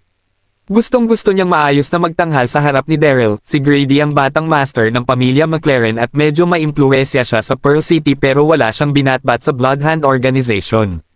Sa parehong sandali, mas lumapit sina Cyclops at ang iba pa at sinuntok at sinipa si Grady. Anong nangyayari, kapatid na Maverick? Walang magawa si Grady. Naguluhan siya nang bugbugin niya ang lalaki. Subalit mukhang hindi narinig ni Maverick at ng mga tauhan niya ang pagsigaw ni Grady. Walang awa nilang binugbog ang lalaki. Sige. Kinuwi ni Daryl ang kanyang kamay nang halos mamatay si Grady dahil sa matinding pambubugbog. Mabilis na huminto si Maverick at ang kanyang mga tauhan at magalang na umatras sa isang gilid ng mag-utos si Daryl. Grady. Umupo si Daryl sa upuan at medyo nakangiti niyang tiningnan si Grady. Plinano mong ipabugbog ako, at nasa asawa ko ngayon ang atensyon mo, si Lolita. Sabihin mo sa akin kung paano natin maaayos ang problemang iyon. Takot na takot si Grady dahil sa matinding pambubugbog. Kinakabahan siyang nagtanong. Ikaw, ano sa tingin mo? Tumawa si Daryl. Hindi nagbago ang kanyang pagngiti. Narinig kong nagtutulungan ang pamilya McLaren at pamilya Damian sa maraming proyekto. Bakit hindi ka magsulat para tanggalin ang karapatan ng pamilya McLaren mula sa paghahawak sa mga proyektong iyon? Ano? Gusto niyang isuko ng pamilya McLaren ang mga proyektong iyon. Nanginig si Grady, nagulat at nabigla sila sa hiling ni Daryl. Nasasakupan ng mga proyekto ng pamilya Damian at pamilya McLaren ang iba't ibang lugar at hindi mabilang ang kanilang yaman. Magdurusa sa napakalaking pagkawala ng kayamanan ng pamilya McLaren kapag sinuko nila ang lahat ng proyekto. Ano ang iyong desisyon? Nagdalawang isip si Grady at walang simpatsyang hamatsing si Daryl. Ito, ang huling pagkakataong ibibigay ko sa'yo. Kung ayaw mo ay ibibigay kita kay Maverick. Malamig na sumabat si Maverick. Panipi, huwag kang mag-alala, Mr. Daryl. Sinisiguro kong habang buhay siyang maglalaho kung iyon ang gusto mo. Ha! Nanginig si Grady, halos bumagsak siya sa sahig. 2 taon na niyang kilala si Maverick. Alam na alam niyang isang malupit at masamang tao si Maverick. Hindi siya mabubuhay kapag napag-isipan siyang patayin ni Maverick. Nagulat si Grady dahil wala siyang ideya kung bakit napakagalang ni Maverick kay Daryl. Grady. Nakita ni Maverick ang ekspresyon ni Grady at nagsalota. Huwag mong pansinin ang pagiging malupit ko. Hindi ko alam kung sino si Mr. Daryl noon at aksidente ko siyang nasaktan. Buti na lang at binigyan niya ako ng tiyansa bago pa tuluyang masira ang lahat. Kundi ay mamamatay kami ng aking mga kapatid. Ano? Kabanata 3283. Nanginig ang puso ni Grady. Sinabibian ni Maverick na halos mamatay sila ng kanyang mga tauhan sa mga kamay ni Daryl. Paano naging may kakayahan at makapangyarihan ang naninirahang manugang na iyan? Medyo walang pasensya si Daryl. Nakapagdesisyon ka na ba? Susulat ako. Magsusulat ako, may maasim na tingin sa mukha ni Grady, patuloy siyang tumango na parang isang manok na kumakain ng uod. Nagdalawang isip si Grady na sumang-ayon sa kondisyon ni Daryl. Pero wala siyang ibang magagawa, napasuko rin ni Daryl si Maverick. Ngumiti si Daryl matapos niyang magbigay ng pangako kay Grady. Pagtapos ay inutusan ni Daryl ang mga tauhan ni Maverick na magdala ng lapis at papel. Hindi nagtagal at nagsulat si Grady. Tiningnan ni Daryl ang sulat at wala siyang nakitang problema rito, kaya naman tinagaw niya ito at umalis. Naghihintay si Olenna at ang kanyang mga kasama kay Daryl sa paanan ng bundok. Hindi pa bumabalik ang kamalayan ni Lolita. Mahirap ang araw na ito. Nagtrabaho kayong maigi. Ninitian ni Daryl si Olenna nang makarating siya sa paanan ng bundok. Dapat kayong bernalek at magpahinga. Ma'am. Tumango at umalis si Olenna kasama ang kanyang mga tauhan. Dahan-dahang nagising si Lolita pagkaalis ng kanyang mga tauhan. Daryl. Pagkamulat ng mga mata ni Lolita, nakita niya ang nakatayo sa harap nilang si Daryl habang nakangiti. Napatalon siya. Bakit ka nandito? Tumingin sa paligid si Lolita at nakita niyang nasa paanan siya ng tuyot na bundok sa labas ng syudad. Naalala niyang nakidnap siya. Nang bumalik siya sa wisyo, kinwestiyon ni Lolita si Daryl. Pagtapos ay may nakita siyang ilang anyo habang naglalakad pababa ng bundok. Sila ay sina Maverick at ang mga tauhan nito. Ha! Nanginig ang banayad na katawan ni Lolita nang makita niya si Maverick. Kabado siyang nagtago sa likuran ni Daryl. Mr. Daryl. Dumating si Maverick sa harapan ni Daryl at nagtanong. Kailangan kong pakawalan ang bata. Huwag kang mag-alala. Hindi siya magtatangkang kalabanan ka sa hinaharap. Kerr. Naguluhan si Lolita. Anong nangyayari? Kilala si Maverick sa pagiging malupit at masamang kontrabida. Bakit bigla siyang naging mabait sa harap ni Daryl? Isa pa, si Maverick ang dumukot sa akin. Anong nangyayari? Naramdaman ni Lolita ang pagninig ng kanyang utak nang subukan niyang kilatisin ang sitwasyon. Naguluhan siya. Pinilit ngumiti ni Maverick nang mapansin niya ang naguluhang ekspresyon ni Lolita. Pinaliwanag niya ang sitwasyon sa babae. Pasensya na, Miss Lolita. Nakidnap naming ang maling tao. Nadukot ang maling tao. Kumunat ang noo ni Lolita at nagsalita siya. Hindi ba't sinabi mong mayroon kayong hindi pagkakaintindihan ni Daryl? Kung ganoon, mukhang nahihiya si Maverick at mabilis niyang nilinaw ang bagay. Isa lang iyong hindi pagkakaunawaan. Pagtapos ay kinuwi ni Daryl ang kanyang kamay kay Maverick. Sige, huwag na nating pag-usapan ang tungkol sa mga walang kabuluhan. Maaari ka nang umalis ngayon. Oo nang apala, huwag kang gagawa ng masamang bagay sa hinaharap na iintindihan mo. Sige, walang problema. Paulit-ulit na tumango si Maverick at umalis siya kasama ang kanyang mga tauhan. Tauhan. Mas lalong nagulat si Lolita nang makita niyang umalis ang kanyang mga tauhan. Daryl. Tumitig si Lolita kay Daryl at nagtanong. Anong relasyon mo kay Maverick? Bakit napakabait niya sa'yo? Sinuring maigi ni Lolita si Daryl. Naramdaman niyang parang hindi niya kilala ang lalaking nasa kanyang harapan, hindi ito kasing simple ng inaakala niya. Kabanata 3284. Kerr. Napakamot ng ulo si Daryl at banayad na nagsalita habang nakangiti. Kakakilala ko lang kay Maverick kaya hindi kami gaanong malapit sa isa't isa. Kakakilala mo lang sa kanya. Bahagyang kumunat ang noo ni Lolita. Mas lalo siyang naguluhan. Pinag-isipan ni Daryl ang tungkol dito at nagsimula siyang gumawa-gawa ng kwento. Paano ko sasabihin ito? Well, palaging malaki ang paghanga sa'yo ni Maverick. Napag-alaman niyang ikinasal ka sa isang ordinaryong apothecary at hindi siya nasiyahan doon. Gusto niya akong turuan ng leksyon kaya sinabi niyang may sama ng loob sa pagitan natin. Alam ni Daryl na buong gabing nag-alangan si Lolita sa insidenteng iyon, kaya maaari lamang siyang gumawa ng kasinungalingan na sasabihin sa babe. Namula si Lolita nang pakinggan niya ang paliwanag ni Daryl. Si Maverick ang aking sikretong tagahanga. Nagsalita si Lolita. Kung ganoon ay bakit mo ako kinidnap? Hindi mapakilang inalog ni Daryl ang kanyang ulo sa gulat habang nagsasalita. Kinidnap ka ni Maverick para subukan kung gagawin ko ba ang lahat para iligtas ka. Kapag hindi ako pumunta ngayong araw ay makikilala ako bilang isang duwag na hindi karapat-dapat para sayo. Nandito ako kahit na mapanganib, kaya hinangaan at nakita ako ni Maverick bilang mapagkakatiwalaang lalaki, kaya kinaibigan niya ako. Tumango ng may paghihinala si Lolita pero hindi pa rin niya mapigil ang sumulyap ng may pag-alinlangan kay Daryl. Medyo nakapal ang mulihan ni Daryl. Walang alya niyang pinuri ang kanyang sarili. May naalala si Lolita at gulater niyang tiningnan si Daryl at mahinang nagtanong. Totoo bang mag-isa kang pumunta para iligtas ako ngayong gabi? Walang malay si Lolita kanina, kaya hindi niya alam ang mga nangyari. Ngumiti at tumango si Daryl. Bakit mo yan ginawa? Curious na tanong ni Lolita. Nagbuntong hininga si Daryl bago siya ngumiti at nagsalita. Walang alam. Dahil ako ang asawa mo. Gas! Nagulat si Lolita nang marinig niya ang sinabi ni Daryl. Nakita ang mga bakas ng alon sa kailaliman ng kanyang puso, medyo naantig at nahiya siya. Medyo naging weird ang paligid. Nag-react si Lolita makalipas ang ilang segundo. Namumula siya ng bamulong siya. Lumalalim na ang gabi. Bumalik na tayo. Ma'am. Tumango at umuwi si Daryl kasama si Lolita. Kinaumagahan, nagpadala si Damien ng mga kasambahay para gisingin sina Lolita at Daryl. Ginawa ni Daryl ang kanyang ipinangako. Kahit na magkahati sila ng kwarto ni Lolita, lagi siyang natutulog sa sahig. Pagtapos niyang mapag-alaman na kailangan ng tulong ni Damien, mabilis siyang tumayo, naligo, at pumunta sa main hall kasama si Lolita. Pagkarating ni Daryl at Lolita sa hall, nakita nila ang napakasayang si Damien. Tumatawa ito. Sabik silang kinausap ni Damien pagkarating ni Daryl at Lolita sa hall. Mayroon akong magandang balita, Lolita. Nagpadala rito ng tao ang pamilya McLaren. Aalis sila sa mga proyektong ginagawa natin. Spices, seafood, lahat. Tayo na lang ang matitira sa pagtuloy sa mga proyekto. Muli siyang tumawa. Hindi maitago ni Damien ang kanyang pagkasabik nang sabihin niya ang balita. Buong puso siyang tumawa. Kumikita ang mga negosyong sangkop sa mga industriyang iyon. Palaging sinusubukang patalsikin ng pamilya McLaren ang pamilya Damien para masakat nila ang negosyo. Nakakagulat na iaanunsyo nila ang kanilang pag-alis sa negosyo. Gayunpaman, isa itong magandang balita para sa pamilya Damien. Ang pamilya Damien lang ang magbebenepisyo sa daysayon ng pamilya McLaren. Kaya naman dapat itong ipagdiwang. Ano? Nanginig si Lolita nang marinig niya ang balita. Sobrang saya at sobrang nasabik siya.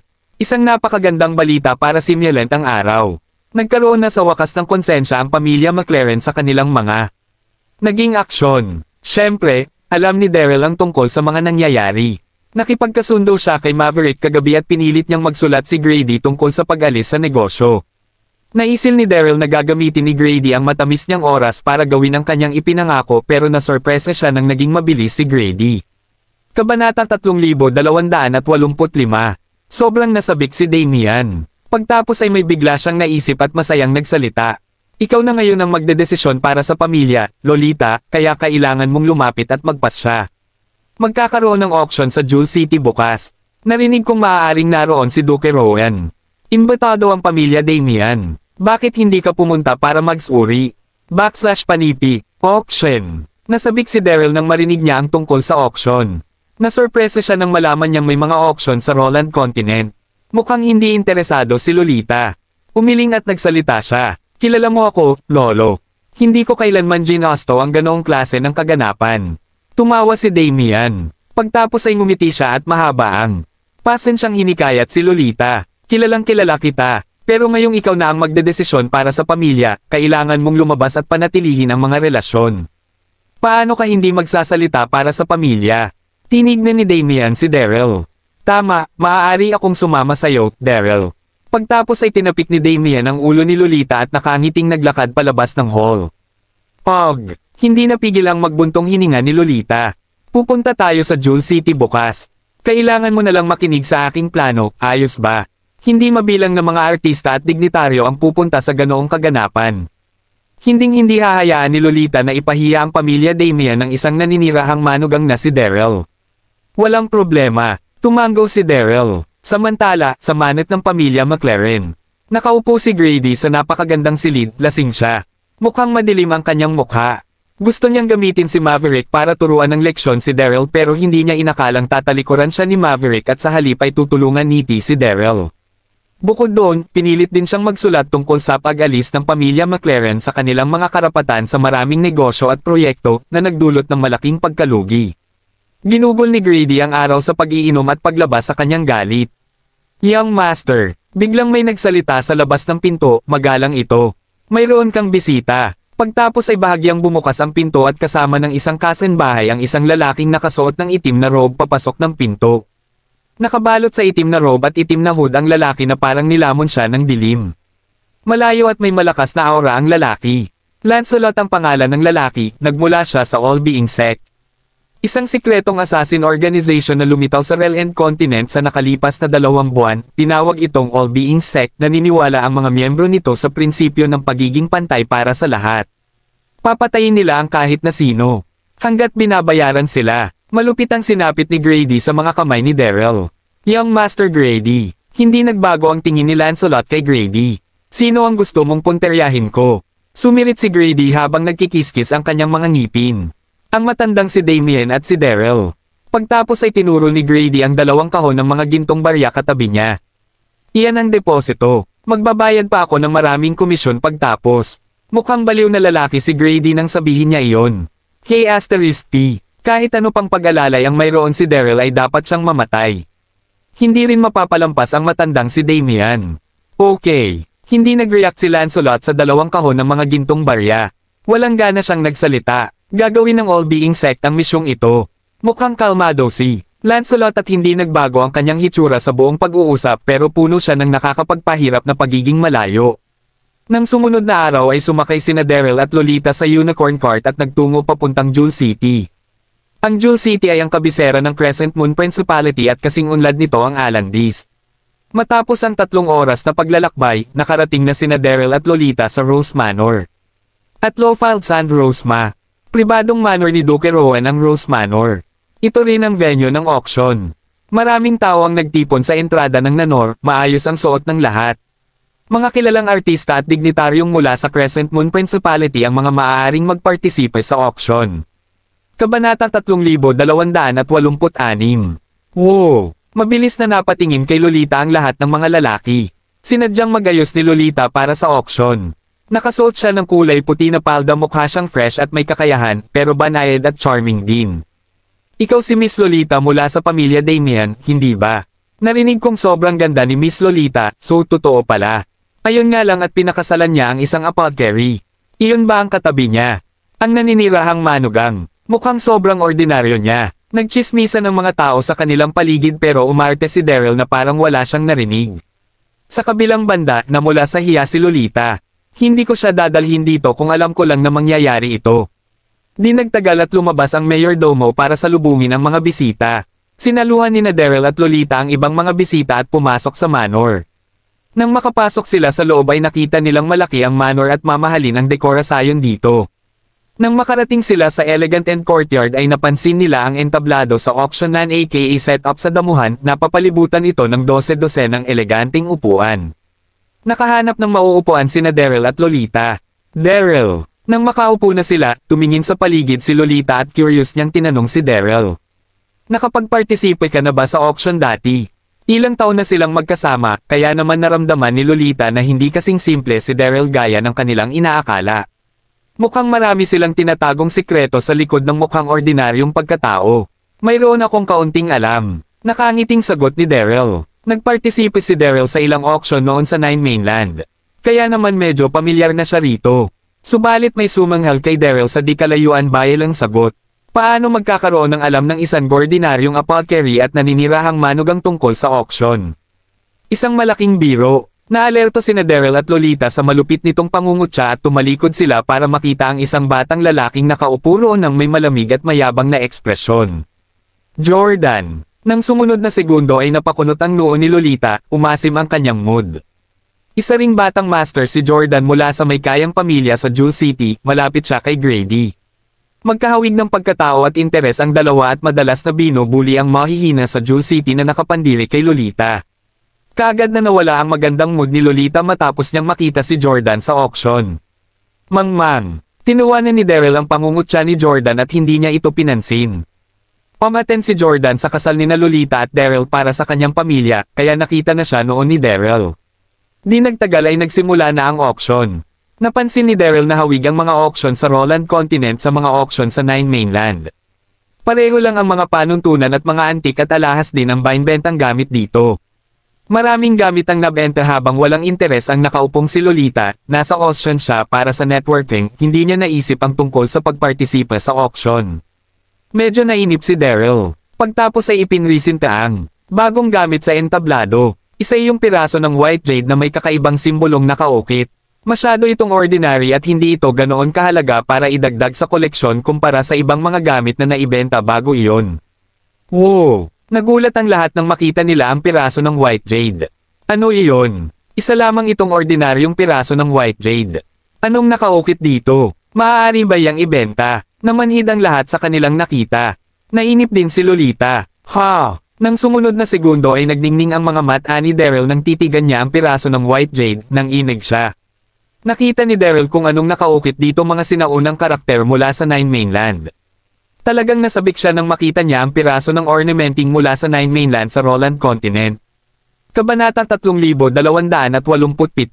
Pagtapos ng ilang sandali ay bumalik sa wisyo si Daryl. Huminga siya ng malalim para pakalmayan ang kanyang sarili, hindi niya mapigilan ang kanyang pagkasabik. Napagdesisyonan niyang bibilhin niya na lang ang jade kapag walang nagbid dito. Sa entablado ng auction, narinig ng lalaking nagbabantay sa auction ang mga pag-uusap ng masa at nakangiti itong nagpaliwanag. Tumingin sa paligid ang lalaki. Nasa 1,000 gintong barya ang paunang presyo ng piraso ng jade na ito. Simulan na natin. 1,000 gintong barya. Maraming tao ang umiling at natawa. Isa lang iyang piraso ng jade.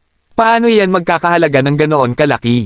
Mga artista at dignitaryo ang lahat ng mga bisita, maay mahusay na kaalaman ang lahat. Sinong papayag magbid para sa isang walang kwentang bagay?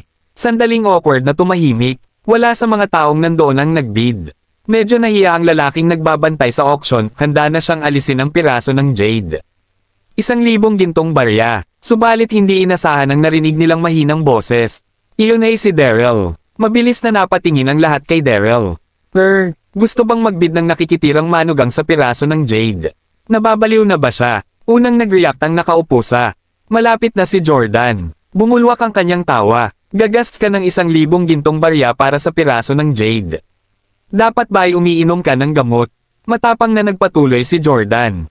Isa kang nakikitirang manugang. Mayroon ka bang 1,000 gintong barya? Manghihingi ka ba ng pambayad sa asawa mo? Nagtawanan ng lahat. Hinayla ni Lolita ang manggas ni Daryl. Anong gusto mong gawin sa piraso ng jade na iyan? Magagamit ko ito. Seryosong sagot ni Daryl. Huwag kang mag-alala, hindi ka magabayad para rito. Mayroon akong 1,000 gintong barya. Hindi mapakali si Lolita. Hindi maliit na halaga ang 1,000 gintong barya. Paano maglalabas si Daryl ng ganoong kalaking halaga na pera kung wala siyang pinagkakakitaan? Tatanungin na siya ni Lolita pero pinigilan nito ang kanyang dila dahil sa sitwasyon. Ginoo, sorpresang tiningnan ng namuno sa auction si Daryl. Sigurado kang gusto mong magbid para sa piraso ng jade. Walang nagbibid para sa piraso ng jade, susuko na sana ang auctioneer. Hindi inaasahang nagbid ang isang nakikitirang manugang. Tumango si Daryl. Oo, handa akong magbayad ng 1,000 gintong barya. Magaling. Ngumiti at tumango ang lalaking namuno sa auction. Mukhang may kakaibang panlasa ang ginoong ito. 1,000 gintong barya at sa iyo na. Ito. Pagtapos ay tumingin sa paligid ang lalaki. Sa tingin ko ay wala nang magbibid pa, tama ba? Narinig ang isang boses. Sinong nagsabing walang magbibid para dyan? Iyon ay si Jordan. Namumuhing sinulyapan ni Jordan si Daryl at sumigaw. Bibilhin ko iyan sa halagang 2,000 gintong barya. Walang nakitang potensyal si Jordan sa piraso ng jade. Pero nang makita niyang gusto ito ni Daryl, sinadya niyang taasan ang presyo nito. Wow! Nagkagulo ang mga tao. Napatras din si Daryl. Tinitigan niya si Jordan. Umusbong ang galit sa kailaliman ng kanyang puso. High place may Thomas A. Uloang. Mangmang na iyan. Makinig ang lahat. Pagtapos ay sabik na sumigaw ang lalaking namuno sa auction. Nagbinang 2,000 gintong barya ang young master ng Pearl City na si Jordan. Magusto pa bang mag-alok ng mas mataas na presyo? Kabanata 3288. Nagpalitan ng masasamang tinginan ang lahat pero walang nagsalita. Napansin nilang sinadyang kalabanan ng bid ni Jordan si Daryl. Sandaling nato ng atensyon ng lahat kay Daryl. Handa na silang makitang ipahiya ni Daryl ang sarili. Pog! Tiningnan ni Jordan si Daryl nang may nang mamaliit na ngiti. Isa kang nakikitirang manugang, may pera ka ba pang bid? Kung kulang, bilasan mong tanungin ang asawa mo.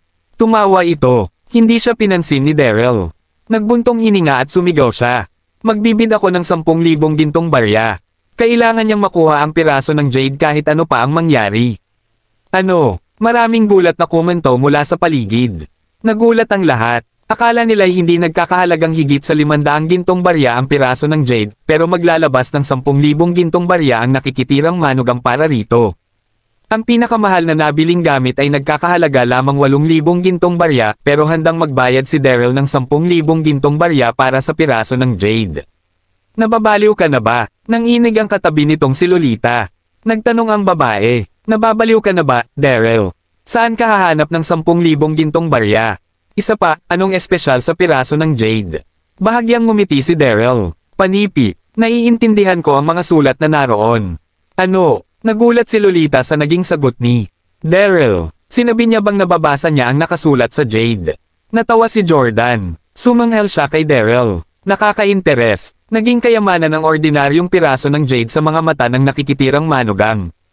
Anong pakiramdam kapag asawa mo ang magbabayad ng 10,000 gintong barya para sa piraso ng jade? Ikinuwi ni Jordan ang kanyang kamay pagtapos ng sarkastikong komento niya. Dahil magbabayad siya ng 10,000 ginto, ayaw ko na niyan. Natuwa si Jordan sa kanyang sarili nang ay anunsyo niya iyon. Hindi niya kailanman ginustong magbid para sa piraso ng jade. Gusto niya lang patasin ang presyo nito. Pagkatapos niya sa kanyang mga layunin ay hindi na niya kailangang magpatuloy sa mas maraming bid. Umubo ang lahat ng tingnan nila si Daryl na para bang nakakita sila ng sinasamantala. Makinig ang lahat. Sabik na sumigaw sa entablado ang lalaking nagbantay sa auction. Ang ginoong iyon ay nagbid ng 10,000 gintong barya.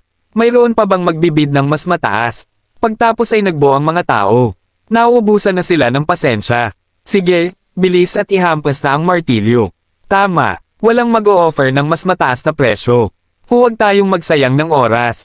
Sumali si Jordan. Bilis at ibenta ito sa nakikitirang manugang.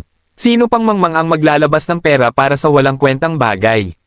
Bumulwak ang tawanan ng mga tao. Nagkunwari lamang si Daryl na hindi niya marinig ang pangungutya at tawanan sa kanyang paligid. Nakatuon ang kanyang mga tingin sa piraso ng jade at sikreto siyang huminga ng maluwag sa kanyang puso. Hey *P, sa wakas at nakuha ko na. Pagtapos ay nagutos na ang lalaking nagbantay sa auction na ibalot ng maayos ang piraso ng jade at nagpatuloy na siya sa sumunod na gamit. Sumigaw ng mga pangmamaliit na salita si Jordan kay Daryl. Hoy, nakikitirang manugang, malakas ang loob mo. Hindi makapaniwalang gumastos ka ng 10,000 gintong barya pero makakapaglabas ka kaya ng napakaraming gintong barya. Bakit hindi ka nagmakaawa sa akin? Baka mapahiram pa kita. Tahimik na, tinitigan ni Daryl si Jordan at walang buhay na nagsalita. Salamat sa kabaitan mo. Hindi ko kailangan ng pera mo. Sumanghel sa kanya si Jordan at tumigil ito sa pagsasalita. Pagtapos ay nagtanong ang hindi mapakilang si Lolita. Saan mo kukunin ang 10,000 gintong barya, Daryl? Kabanata 3289. Huwag kang mag-alala. Kalmado si Daryl. Nakangiti niyang panyanatag ang kalooban ni Lolita. Mayroon akong paraan para gawin iyan. Pagtapos durugin ang pugad ng mga pirates sa Devil Island, isinara ni Daryl ang pinakamalaki nilang depositoryo ng kayamanan. Patak lamang sa balde ang 10,000 gintong baryang kailangan nang mabuksan niya ang depositoryo ng kayamanan. Huminto sa pagsasalita si Lolita nang makita niya ang madilim na mukha ni Daryl. Nang sandaling iyon, sa hardin ng pamilya Damian sa Pearl City. Nakabihis ng maluwag na casual na damit si Damian habang naghihintay siya sa lawa, nangingisda bilang paglilibang. Naging kalmado siya pagtapos niyang ipasa ang lahat ng negosyo ng kanilang pamilya kay Lolita. Oras na para mag-enjoy at maglibang siya. Master Damian, narinig ang malamig na boses mula sa kanyang likuran habang comfortable niyang ini-enjoy ang nayang oras. Nagulat si Damian at mabilis siyang lumingon. Pagtapos ay nakita niya ang isang lalaking nakasuot ng itim na robe at tahimik na nakatayo sa kanyang likuran. Puno ng malamig at malayo na aura ang lalaki, parang isang natutulog na nakakalasong viper. Nakakatakot ito. Ang nakabihis itim na lalaki ay ang mamamatay tao ng hinir ni Grady, si Lancelot mula sa All-Being Sect. Ikaw, Sa wakas at nag-react si Damien at inaral niyang maigi ang lalaking nakaitim. Sino ka? Walang ganang sumagot si Lancelot. Narinig mo na ba ang tungkol sa All-Being Sect, Master Damien? Ang All-Being Sect, nanginig ang puso ni Damien nang marinig niya ang pangalan. Natarante siya, kakabuo pa lang na grupo ng mga assassin ng All-Being Sect. Paanong hindi malalaman ni Damien ang tungkol dito? Nagsalita si Damien ng sumunod na segundo. Bakit mo ako hinahanap? Muling sumagot si Lancelot. Panipi, syempre, dahil may nagbayad sa All-Being Sect para harapin kayo, pero sana ay makipagtulungan ka at sabihin sa akin kung anong nakaraan ni Daryl bago ako gumawa ng aksyon. Pagtapos itong ipagkatiwala ni Grady ay nagsimulang mag-imbestiga si Lancelot tungkol kay Daryl pero wala siyang nalaman. Mukhang misteryosong nagpakita si Daryl sa mundo, subalit si Daryl ang nakikitirang manugang ng pamilya Damien. Naniniwala si Lancelot na alam ni Damien ang pinagmulan ng lalaki. Ikaw na ba ang bahala kay Mr. Daryl? Nagulat at nagalit si Damien. Malamig siyang nagsalita. Sa tingin ko ay mas maraming nakakagat ang All-Being Sect kumpara sa kaya mong nguyain. Alam ko ang nakaraan ni Daryl pero hindi ko ito kailanman sasabihin sa'yo. Matatag ang tunog ni Damien kahit hindi malakas ang kanyang boses. Ipinangako niya kay Daryl na ititikom niya ang kanyang bibig tungkol sa pinagmulan at nakaraan nito, kaya tutuperin niya ang kanyang salita. Ang pinakamahalaga ay nangako si Daryl na mananatili kay Lolita sa loob ng 3 taon at tuutlongin itong patatagin ang pamilya Damon. Hindi, kayang pagtaksilan ni Damien si Daryl. Ha! Nagningning ang nakakatakot na lamig sa mga mata ni Lancelot at nagsalita ito. Dahil ayaw mong makipagtulungan, huwag mo akong sisisihin. Pagtapos noon ay naglabas ng malaking bag ng pulbos si Lancelot, itinaas niya ang kanyang kamay at binudbod ito sa mukha ni Damien. Gustong umilag ni Damien pero masyadong mabilis si Lancelot para makagawa pa siya makakilos. Buzz! Pagtapos nitong langhapin ang pulbo, maya-maya ay nanginig si Damien. Pakiramdam niya ay tila umiikot ang langit. Nasurpresa siyang parang hindi niya makontrol ang kanyang mga kamay at paa. Anong nasa pulbos? Sobrang natakot si Damien. Sa parehong sandali ay nawawala na siya ng malay. Tahimik ang nakatayong si Lancelot, walang kahit kaunting bakas ng emosyon sa kanyang mukha habang tahimik siyang umawit ng spell. Nalito si Damien. Mukhang walang laman ang kanyang mga mata at mukha siyang walang buhay at enerhiya. Lumapit si Damien at dahan-dahang naglakad palapit sa lawa pagtapos niyang marinig ang spell. Makalipas ang ilang segundo ay lubos na nakalubog sa pool ng tubig si Damien. Nakakapag-hallucinate na droga ang pulbos na ginamit ni Lancelot. Mawawala ng malay ang sino mang makalanghap dito, pagtapos ay hindi na nila makokontrol ang kanilang katawan. Nakaka-interes, nanatiling diretso ang mukha ni Lancelot at bumulong siya sa kanyang sarili. Mas pipiliing mamatay ni Damien kaysa sabihin sa akin ang tungkol sa nakaraan ni Daryl. Mukha ngang isang kakaibang tao si Daryl. Gayunpaman, kapag naging punterya namin siya ay hinding-hindi niya ito kakayanin. Pagtapos ay tumingin sa lawa si Lancelot at sigurado siyang nalunod si Damien. Pagtapos ay mabilis siyang tumalikod at umalis. Kabanata 3290. Lumutang ang katawan ni Damien sa lawa hindi katagalan pagkaalis ni Lancelot. Gas! Nakita ng dumaan ang katawan at namutla ang mukha nito. Nanghinga ang kanyang mga binti. Hey! Patay na si Master Damien. Makalipas ang ilang segundo, napasigaw sa takot ang isang tao. Nagkagulo sa buong manor. Samantala, sa Rose Manor, sa Jewel City. Patapos na ang auction. Pagtapos ay nagkagulo ang mga manunood. Makikita ang dahan-dahang paglapit ng isang lalaking nakasuot ng magandang robe, may kasama itong mga gwardya. Nasa edad 40 taong gulang ang lalaki. Isa siyang ginoo na may illuminating kilos at lumabas ang malakas ng aura mula sa kanyang katawan. Siya ang mag-ari ng Rose Manor, si Count Rowan. Ang tagal nating hindi nagkita, iyong kamahalan. Palagi talagang sophisticado talaga si Count. Ikinagagalak kong makita ka, Count Rowan. Lumapit ang lahat para magbigay bati kay Count Rowan noong una siyang magpakita. Si Count Rowan ang pinuno ng mga gwardya sa Pearl City. Pangalawa siya na makapangyarihan sa Crescent Moon Principality. Siya ang pinakamalakas na daw sumunod sa Duke, at sinubukang maging malapit ng lahat sa kanya. Tumayaw sa gilid sina Daryl at Lolita halong tahimik na nanunood. Makinig ang lahat, magalang bang umitis Count Rowan. Sa mga papuring natanggap niya, nagsalita siya. Patawad dahil late akong dumating. May kinailangan lang akong puntahan. Narinig kong naging matagumpay at nakakasabik ang auction ngayong araw. Pagtapos ay tumawa si Jordan.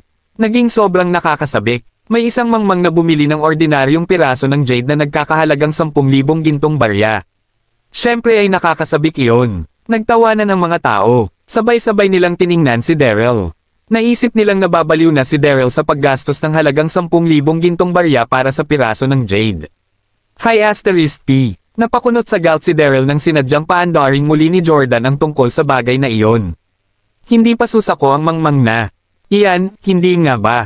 Ha! Hindi mapigil ang tingnan ni Count Rowan si Daryl at nagsalita. Hindi ka mukhang pamilyar sa akin. Maaari ko bang malaman kung saan ka nanggaling? Daryl ang pangalan ko, iyong kamahalan. Magalang na sagot ni Daryl. Pagtapos ay muling sumigaw si Jordan. Iyong kamahalan, siya ang nakikitirang manugang ng pamilya Damien mula sa Pearl City. Narinig kong hindi siya bihasang apothecary bago siya sumali sa pamilya Damien. Tumango at lumayo ng tingin si Count Rowan kay Daryl. Hindi dapat pag-aksayahan ng oras ang isang nakikitirang manugang. Iyong kamahalan. Biglang may sumigaw. Hindi pa naming nakikita ang kasanayan mo. Sa alchemy sa mahabang panahon. Baka maaari mong ipakita ngayong araw. Nagakgulo ang mga tao. Nakatingin ang lahat kay Count Rowan. Kasanayan sa alchemy. Nagulat si Daryl. Walang ideya si Daryl na katulad ng metalwork sa 9 continents ang alchemy skill sa Roland continent. Kilala rin ang alchemist bilang blacksmith. Mayroong kakaibang katayuan si Count Rowan at isa rin siyang alchemist. May kakaiba siyang kabaturan tungkol sa alchemy mula noong bata pa siya. Bago siya maging isang count ay malaki ang naging niya mula sa alchemy. Siyempre, masaya ang mga taong iyon dahil gusto nilang pasyahin si Count Rowan at dahil gusto nilang makita ang kasanayan nito sa alchemy. Ganon din si Jordan, naglakad siya palapit kay Count Rowan habang may palakaibigang tingin sa kanyang mukha. Hindi pa kita nakitang may alchemy noon, Count Rowan. Magiging sulit ang pumunta sa Pearl City kung makikita ko ito. Maraming salamat po, mga kamaster. Paki-subscribe and hit the notification bell para sa susunod nating kabanata.